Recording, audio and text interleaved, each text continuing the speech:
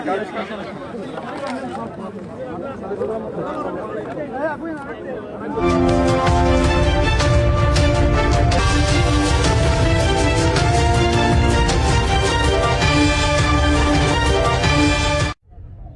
একমাত্র শাস্তি হচ্ছে তার দুনিয়া বেঁচে থাকার অধিকার নেই, তাকে দুনিয়া থেকে তার প্রাপ্য নিয়ে বিদায় নিতে হবে।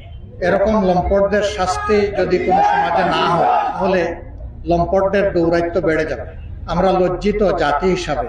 এখানে হয়েছে ফাহিমা, ঢাকায় হয়েছে রামিসা।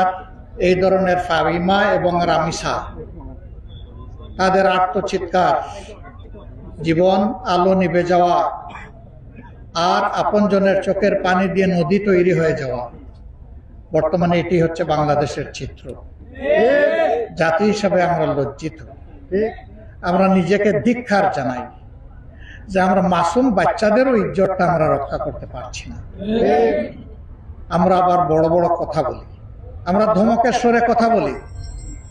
আমাদের কারো কারো আচরণে মনে হয় যে আমরা শুধু দুনিয়া না আসমানকেও শাসন করার সামর্থ্য রাখি। নাউজুবিল্লাহ।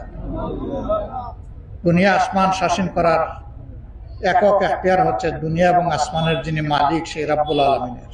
দেশের ক্ষমতায় কেউ গেলে তার বিনয়ী হওয়া উচিত, দেশের মানুষের দায়িত্ব নেওয়া উচিত। ক্ষমতায় যাওয়ার মানে হচ্ছে গড়ে মালিকগুলো ঘুমাবে শান্তিতে, চকিদার তাকে পাহারা দিবে। আমরা চকিদার, আমরা পাহারাদার, কিন্তু পাহারাদারদের হাব ভাব মাঝে মাঝে মালিকের মতো হয়ে যায়। তারা দেশবাসীকে তাদের বাড়াটিয়া মনে করেন আর নিজেকে তারা মালিক মনে করেন। আমরা এটা নিন্দা জানাই।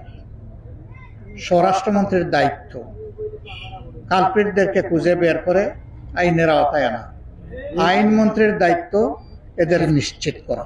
এত বড় অপকর্ম জাকির একা করে নাই। এই লম্পটের সাথে তার আপনজনরা জড়িত বলে সবাই বলছে, এবং সবার মুখে যে কথা আসে এই কথা মিথ্যা হতে পারে না। তাদেরকে আইনের আওতায় আনতে হবে। তারা বাংলাদেশের যেখানে পালিয়ে থাকুক তাদেরকে পাকড়াও করে আইনের আওতায় আনা উচিত। তাহলে ভবিষ্যতে কোনো লম্পট কিংবা লম্পটের সহযোগী হওয়ার দুঃসাহস কারো হবে না। এই বিচার প্রক্রিয়া এখনো শুরু হয়নি। 28 দিন হয়ে গেল। এত বড় চাঞ্চল্যকর একটা ঘটনা সারা দেশকে নাড়ালো, দুনিয়ার মানুষ কাঁদলো, কিন্তু এখন পর্যন্ত একটা চার্জশিট দাখিল হলো না। আমরা এখানে আইন শৃঙ্খলার দায়িত্বে যারা নিয়োজিত আছেন, এই এলাকা কি সিটি কর্পোরেশনের ভিতরে না বাইরে? সদর উপজেলা। আমি মেট্রোপলিটন কমিশনার যিনি আছেন তার প্রতি আমি অনুরোধ করব এবং আমি কথা বলবো যে বাকি কালপ্রিটদেরকেও অ্যারেস্ট করতে হবে।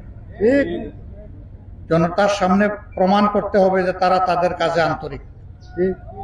যদি এই দায়িত্ব তারা পালন করেন তাহলে রাষ্ট্রের কর্মকর্তা কর্মচারী হিসাবে তারা জনগণের সহযোগিতা এবং দোয়া পাবেন।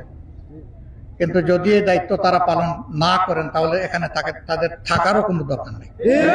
আপনি রাষ্ট্রের কর্মচারী কর্মকর্তা হিসাবে দায়িত্ব পালন করবেন, তাহলে আপনি থাকবেন। আপনি এই দায়িত্ব পালন করবেন না, আপনি থাকবেন কেন? আমাদের দেশে মামা খালুর টেলিফোনে অনেক কিছু হয়, অবৈধ লেনদেনের মাধ্যমে অনেক কিছু হয়। আমরা কোনো কিছু শুনতে চাই না। আমরা সোজাসুজি দেখতে চাই এদেরকে আইনের আওতায় এনে শাস্তি দেওয়া হচ্ছে।